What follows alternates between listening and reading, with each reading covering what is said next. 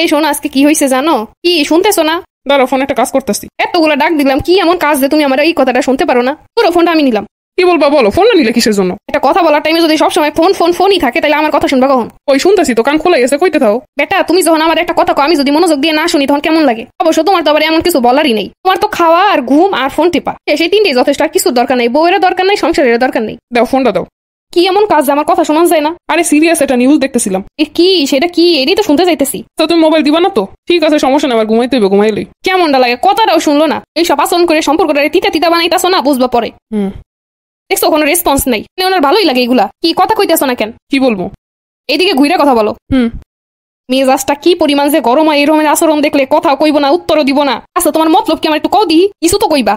কি কমু? ঝগড়া করার থেকে চুপ থাকা ভালো। আমার দিকে তাকায় কথা কও। আচরণে গিট্টু পাকায় এরপর চুপ করে থাও, খুব সুন্দর। কিসের আচরণ? আমি কি কইলাম, কি করলাম? কথা একটা কইতেছি 10 বার ডাক দেওয়ার পর কথা শোনো না। নিউজ দেখতেছে, সিরিয়াস নিউজ, যার কাছে আমার কথার কোনো মূল্যই নেই। ফোনটা নিয়ে যাওয়ার পর হের আর আমার কথা শোনানোর দরকার নাই, হে ঘুমাইবে। এরপর সে অন্যদিকে ঘুরে বসে আছে, হে আর কোনো কথাই কয় না, জবাবও দেয় না, কিছু না। এটাই হলো আপনার শান্তি রক্ষা। আপনার তো সংসারে শান্তি রক্ষার জন্য মেডেল দেওয়ার কথা। কথায় আছে কি জানো? পেট ফুলের চেয়ে ঝোলা ভালো। চুপ করে যে থাও, এর চেয়ে ঝগড়া বাঁধানো ভালো। ঝগড়া বাদাই আর একটা আপদ দেখে আনবো, আর এক ফাত করে কানবো, সর্দি চোহের পানি সব মুছবো আমার গায়ে। তাহার মনের দুঃখে কষ্টে ইটকেনি ঠেলায় কয়দিন যে খাইতে আর ঘুমাইতে পারবো না, আল্লাহ ভালো জানে। এর চেয়ে চুপ করে থাই ভালো। বিয়ে করে মানুষের জীবনটাই তেজপাতা। ও আমার লাগে জীবনটা তেজপাতা হয়ে গেছে। দুইটা মনের কথা কইতে পারি না। কে আছে মোবাইলের মধ্যে? কে আছে শুনি? কেউ না থাকলে তার এমনি এমনি তো অবহেলা না। এর প্রথম তখন তো আর কোনো ফোন লাগছিল না, তখন তোমার ভালোবাসায় আমি মুগ্ধ। এখন দুইটা কথা শুনলেও বিরক্ত।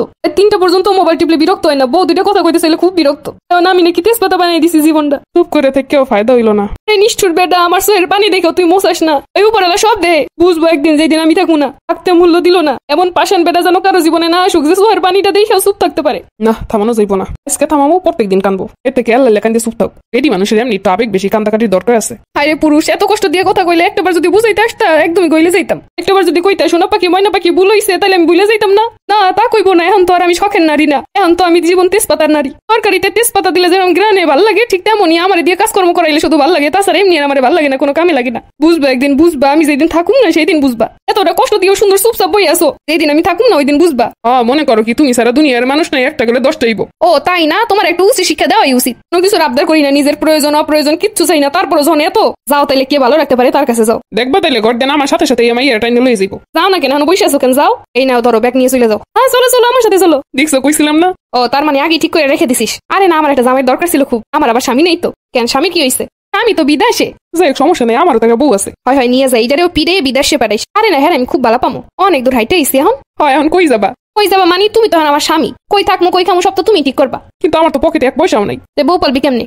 আমি তো ভাবছি তুমি আমার দেখভাল করবা। ও তার মানে আর কোনো বাড়ি টাড়ি নাই না? না, আমার তো একটাই বাসা, তাও অনেক কষ্টে বানাইছি, বাপের টাকা মিলে ইজিলে। ওরে ফকিরের ঘরে ফকির।